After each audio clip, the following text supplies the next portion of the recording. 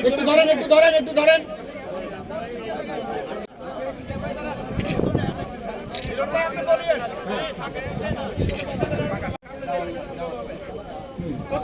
আস্তে আস্তে আস্তে আস্তে আস্তে আস্তে একটু থাকেন স্যার তাকাবেন উপরের দিকে, এদিকে তাকাবেন, এদিকে হ্যাঁ।